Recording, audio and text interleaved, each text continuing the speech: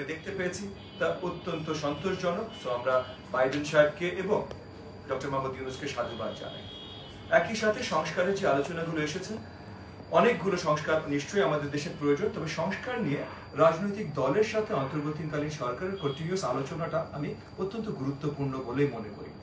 এবং এই কারণে আমরা আজকে আমাদের নীতি নির্ধারণ পরিষদেও সিদ্ধান্তে অবতীর্ণ হয়েছে যে এই যে 6টা নতুন কমিশন গঠন হয়েছে, 6টা কমিশন হেডের সাথে আমরা আলোচনায় বসবো এবং তাদেরকে আলোচনায় বসা শুধুমাত্র তাদের কাছ থেকে শুনবার জন্য না, তাদেরকেও জানাতে চেষ্টা করা যে রাজনৈতিক দল হিসেবে রাজনৈতিক দলগুলোর কি প্রত্যাশা।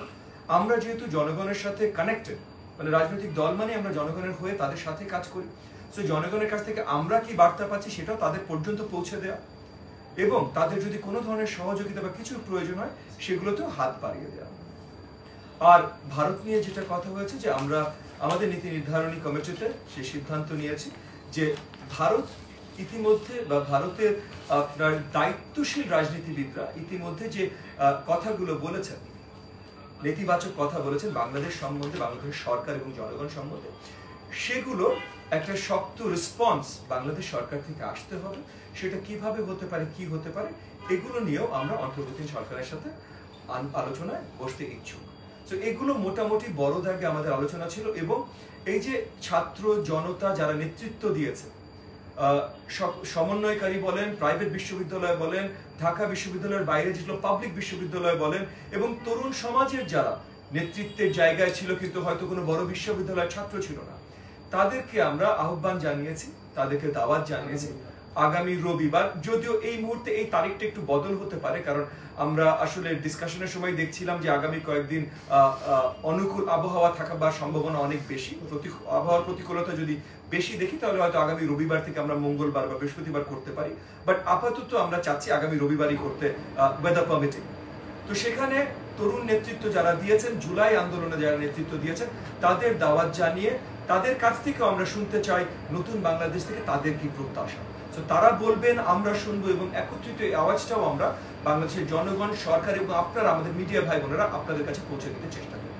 এটাই ছিল বেসিক ইন আ নাটশেল আমাদের আজকে নীতি নির্ধারণী আপনার পরিষদের বৈঠকের আলোচনা। ধন্যবাদ। আপনাদের প্রশ্ন থাকলে পরিচয় দিয়ে প্রশ্ন করতে পারেন। ছোট একটা প্রশ্ন, আমি আনন্দজীবী রিপোর্টার। বলছিলেন ছাত্র জনতার আন্দোলনে যারা এই স্বৈরাচারী সরকার পতন ঘটেছে, সেই ছাত্র জনতা যারা ছাত্র রয়েছেন তাদের নিয়ে কি করতে হবে, তাদের নিয়ে কি পরিকল্পনা রয়েছে আপনাদের? দেখেন, প্রথমত হলো আমাদের পরিকল্পনা নতুন বাংলাদেশ কোনো একটা গোষ্ঠীর না, শুধু আমরা যারা রাজনীতিবিদ তাদের না, বা আমার দলের না, বা আরেক দলের না, বা ঢাকা বিশ্ববিদ্যালয়ের না, বা অন্য কোনো পাবলিক বিশ্ববিদ্যালয়ের না, বা প্রাইভেট বিশ্ববিদ্যালয় যারা বিশালভাবে ভূমিকা রেখেছেন। আমি যতদূর লাস্ট কাউন্ট যতদূর পেয়েছি, সবচেয়ে বেশি আহত নিহত ঢাকা শহরে প্রাইভেট বিশ্ববিদ্যালয় থেকে হয়েছে। সো অনেক বড় জায়গা থেকে অনেকে অবদান রেখেছে, কিন্তু অবদান কিন্তু শুধু নিজের জন্য রাখেনি। আমি সম্মুখ থেকে আন্দোলনে ছিলাম, আমি নিজে গুলি খেয়েছি, আমার পাশে 100, 200, 500 জন গুলি খেয়েছে, তাদের সেবা দিতে চেষ্টা করেছি, তাদের সাথে দৌড়াতে চেষ্টা করেছি। একটা জিনিস আমার কাছে পরিষ্কার, আর কারো কাছে পরিষ্কার হোক আর না হোক, যে এই আন্দোলনের তরুণ ছাত্র সমাজ বা যারাই ছিলেন তারা কেউ নিজের কথা চিন্তা করেছিলেন, তারা সব দেশ এবং তাদের আশেপাশে সবার কথা চিন্তা করেছিলেন। তাহলে সেই চিন্তা করে যদি থেকে থাকে, তাহলে আমি বিশ্বাস করি যে তারাও চাইবেন যে অন্তর্বর্তীকালীন সরকার বা নতুন বাংলাদেশ আমরা যেটাই ভাবে সাজাই না কেন, যেন 17.5 কোটি বাংলাদেশের জন্য সাজায়। তবে আমি যে কথাটা বলছিলাম যে আমরা আজকে যে সিদ্ধান্তটা নিয়েছি, সামনের প্রোগ্রামে আসলে এই ছাত্রদেরই আমরা দাওয়াত জানাচ্ছি, এই তরুণদের দাওয়াত জানাচ্ছি তাদের কাছ থেকে শুনবার জন্য যে তারা আসলে কি চায়। আমার একটা প্রশ্ন হচ্ছে, যেটা অন্তর্বর্তী সরকার রয়েছে এই মুহূর্তে, তাদের কাছে কি চাওয়া এবং প্রত্যাশা? অন্তর্বর্তীকালীন সরকারের কাছে আমাদের আসলে অন্তর্বর্তীকালীন সরকারের কাছে আমাদের তরফ থেকে আমাদের চাওয়া খুব অল্প। আমাদের চাওয়া প্রথম হলো যে ওনাদের লক্ষ্য সম্বন্ধে আমাদেরকে একটু পরিষ্কার করবে, এবং দ্বিতীয় চাওয়াটাকে আপনি চাওয়া বলবেন না কি বলবেন আমি ঠিক জানি না, দ্বিতীয় চাওয়া হলো যে আমরা উদ্গ্রীব হয়ে দাঁড়িয়ে আছি যে তাদেরকে সহযোগিতা করবার জন্য। সো আমরা চাই তাদের হয়ে কাজ করতে, তাদের জন্য কাজ করতে, তাদেরকে সহযোগিতা দিতে। সো এই দুটোই আমাদের বড় দাগে চাওয়া, এর বাইরে কোনো তৃতীয় চাওয়া অন্তর্বর্তীকালীন সরকার থেকে এই মুহূর্তে আমাদের নেই। আচ্ছা, আমার একটা প্রশ্ন ছিল, বিশ্বজিৎ হাসান, নিউজ প্লাস 71। আপনারা বলেছেন এখানে সংবিধানের 70 নম্বর যে অনুচ্ছেদ ঠিক আছে সেটা বাতিল চাচ্ছে, 70 নম্বর অনুচ্ছেদটা কি যদি একটু বলতেন। প্রথমত আমরা বড় দাগেই জানি যে বাংলাদেশের সংবিধানে মানে এগেন 53 বছর বয়স হয়ে গেছে এই সংবিধানটা, সো আমরা জানি এই 52 বছর সংবিধানের মানে ভুল ত্রুটি বড় দাগে কি কি আছে এগুলো সম্বন্ধে আমরা জানি।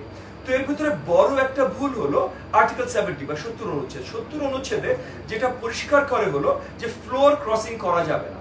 ফ্লোর ক্রসিং করা যাবে না মানে আপনি যেই দলের মেম্বারশিপে মানে যে দলের মার্কা নিয়ে নির্বাচিত হয়ে পার্লামেন্টে সংসদে গেছেন সেই দলের বিরুদ্ধে ভোট দেওয়া যাবে না, যদি আপনি ওই জিনিসটাতে বিশ্বাস নাও বা করেন। ওই দলের বিরুদ্ধে ভোট দেওয়া যাবে না।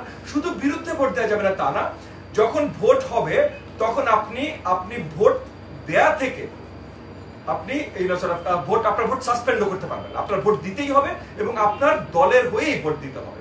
তাহলে এইটা আমরা বিশ্বাস করি যে সংবিধানের যে প্রিন্সিপাল, সংসদের জন্য যে জিনিসটা সংসদ যেভাবে তৈরি করা, যে সংসদে যে কোনো কেউ যখন যাবে তখন সে জনগণের রিপ্রেজেন্টেটিভ হিসাবে যাবে। তাহলে জনগণের ভোট দিয়ে জনগণের রিপ্রেজেন্টেটিভ হিসেবে যদি যায় এবং সে যদি মনে করে যে তার এলাকার জনগণ যারা তাকে ভোট দিয়েছে তারা একটা পার্টিকুলার বিলের বিরুদ্ধে দাঁড়াতো কিন্তু তার পার্টি এই বিলটা উত্থাপন করেছে, তাহলে সে কেন জোরপূর্বক ওই বিলের পক্ষে তার ভোট দিতে হবে। সো এই 70 অনুচ্ছেদ মানে আর্টিকেল 70 এইটা আপনার রিসেন্ট করা, বাতিল করা অত্যন্ত গুরুত্বপূর্ণ। এর সাথে আরো বেশ কিছু আছে, যেমন ফরেন পলিসি যখন আমাদের দেশের রাষ্ট্রনায়ক যেই থাকেন যখন বিদেশের কারোর সাথে চুক্তি করেন এইটা আপনার র্যাটিফিকেশন পার্লামেন্টে, অ্যাজ ইন পার্লামেন্টে এটা নিয়ে আলোচনা হয়ে এটা আবার নতুন করে পাস হওয়া, এই যে এরকম গুরুত্বপূর্ণ কিছু আছে। তারপরে এই যে প্রেসিডেন্ট এবং প্রধানমন্ত্রী, রাষ্ট্রপতি এবং প্রধানমন্ত্রী, এখানে তাদের দুজনের যে ক্ষমতার যে কোনো মানে ভারসাম্যহীন, এই ভারসাম্য ফিরিয়ে নিয়ে আসা মানে প্রধানমন্ত্রীর হাত থেকে আরো অনেক ক্ষমতা সরিয়ে নেওয়া, যেন আমরা যখন এক্সিকিউটিভ বলি এক্সিকিউটিভের মূল মাথা আসলে যেন প্রেসিডেন্ট হয়। মানে আমাদের যেই সরকার ব্যবস্থা, ওয়েস্টমিনিস্টার সরকার ব্যবস্থা, সেখানে সরকারের 3টা অঙ্গ থাকে, এক্সিকিউটিভ, লেজিসলেচার, জুডিশিয়ারি। এই 3টার ভিতরে যদি ভেদাভেদ না থাকে তাহলে আমরা কখনোই গণতন্ত্র পাবো না। আমাদের এই মুহূর্তে সংবিধান যেভাবে আঁকা আছে তাতে 3টার ভিতরে 2টোর পুরোপুরি ক্ষমতা প্রধানমন্ত্রীর হাতে থাকে এবং 3 নম্বরটা মানে জুডিশিয়ারি মানে আইনি ক্ষেত্র, সেটাও ঘুরে ফিরে প্রধানমন্ত্রীর হাতে ক্ষমতা চলে আসে। তাহলে ওই আকারে আমরা গণতন্ত্র পেতে পারি না। সেইখানে ভারসাম্য ফিরিয়ে আনা, এরকম বড় দাগে কয়েকটা জিনিস আছে যেগুলো আমরা বিশ্বাস করি আমাদের অত্যন্ত গুরুত্বপূর্ণ নিয়ে আসে। আপনি প্রশ্ন করতে চেয়েছেন? আমার নাম ইউসুফ, আমি ডিবিসি টেলিভিশনের সিনিয়র রিপোর্টার। আমার প্রশ্ন হচ্ছে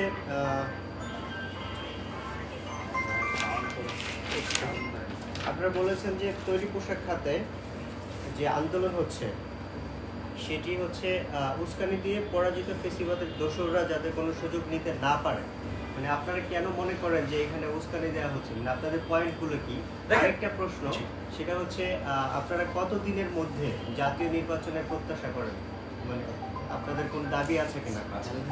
প্রথমত হলো আপনি যেটা বললেন যে আপনার উস্কানি দেয়া, আমরা 1 নম্বর তো যেটা পাবলিক সবাই দেখেছে, আমরা সোশ্যাল মিডিয়া বা গণমাধ্যমেও দেখেছি যে আপনার লেবার ইউনিয়নের নাম নিয়ে যে ঝামেলাগুলো হচ্ছে, এগুলোতে যে লেবার বা লেবার ইউনিয়নরা সংযুক্ত না তা না, কিন্তু এই লেবার ইউনিয়নে যারা বড়ভাবে আওয়াজ তুলছেন ভেতর থেকে তাদের পরিষ্কার যুবলীগ, ছাত্রলীগ, শ্রমিক লীগ পরিচয় আছে এবং তারা অনেকেই অগস্টের প্রথমের দিকে পলাতক ছিলেন। এগুলো গণমাধ্যমেই চলে আসছে এবং এগুলো সোশ্যাল মিডিয়াতেও আমরা অনেক দেখছি। এবং গণমাধ্যম সোশ্যাল মিডিয়ার বাইরে যেহেতু আমরাও তো রাজনীতি করি, সো এই যে এলাকাগুলোতে এই যে এই গার্মেন্টস ফ্যাক্টরিগুলো বেশি, সেখানে কি ইউনিয়নগুলোর সাথে ওখানে আমাদেরও নেতৃবৃন্দ আছে, আমাদেরও নেতাকর্মীরা আছে, আমরাও কানেক্টেড এবং আমরাও মানে হর হামেশা তাদের কাছ থেকে পরিষ্কারভাবে বার্তা পাচ্ছি যে ঝামেলাগুলোতে উস্কানি, এই যে ফ্যাসিবাদের যে দোসররা ছিল, এই ছাত্রলীগ, যুবলীগ, শ্রমিক লীগ, এই ধরনের পরিচয়ের ছেলেপেলেরা বা লোকজনরা এসে বারবার এটাকে একটা ভিন্ন মুখে ঠেলে দিতে চেষ্টা করছে। আমি এক মুহূর্তের জন্য বলছি না যে আমাদের লেবার ইউনিয়নদের কোনো গ্রিভেন্সেস নাই, তাদের কোনো দুঃখ কষ্ট নাই এবং তারা তাদের ডিমান্ড নিয়ে তারা দাঁড়াতে চাচ্ছে না, এটা না, কিন্তু আমি এইটার কথা বলছি না। কিন্তু আমি বলছি এইটাকে আরো আগ্রাসনমূলক, আরো এগ্রেসিভ যে দিকে মানে চেষ্টা করা হচ্ছে, ধাবিত করা, উচ্ছৃঙ্খলা তৈরি করার যে চেষ্টা করা হচ্ছে, এইগুলোর পিছে আপনার এই যে এই শ্রমিক লীগ, যুবলীগ, আওয়ামী লীগের দোষরা বসে আছে। আর দ্বিতীয় আপনি একটা কথা বললেন কি নির্বাচনের সময়, দেখেন নির্বাচনের সময় নিয়ে আমাদের কোনো ডিমান্ড নাই, যে সত্যি কথা, আমাদের কোনো ডিমান্ড নাই। আমরা সুষ্ঠু, সুন্দর, ভালো এবং মানে জনগণের প্রতিনিধিত্বমূলক আমরা নির্বাচন চাই। আমরা যেটা চাই যে এই নির্বাচন দিতে কি কি লাগবে, এই নির্বাচন কি কি হলে ভালোভাবে দেয়া যায়, এগুলো নিয়ে আলোচনা এবং এগুলো নিয়ে কাজ শুরু চাই। কাজ শুরু হলে তখন আস্তে আস্তে আমরা দেখবো কাজ কতদূর অগ্রসর হচ্ছে। সো সেটা 6 মাস লাগবে, 1 বছর লাগবে, 1.5 বছর লাগবে, 2 বছর লাগবে, এগুলো তো কাজ শুরু হওয়ার আগে আমরা আলোচনা করতে পারি না। সো না, সময় নিয়ে আমাদের বড় কোনো দাবি কারোর দিকেই নেই। আমাদের দাবি সুষ্ঠু নির্বাচন, এবং সেই সুষ্ঠু নির্বাচন করতে হলে আজকে থেকে তো সেই কাজ শুরু করতে হবে। তো সেই কাজ শুরুটা হলো আমাদের দাবি, এবং এই কাজ শুরুর সাথে যেহেতু নির্বাচনের কথা, নির্বাচনের সবচেয়ে বড় স্টেক হোল্ডার কিন্তু রাজনৈতিক দল। সো রাজনৈতিক দলদের সাথে আলোচনার মাধ্যমে এই যে এই কাজগুলো, এটা হলো আমাদের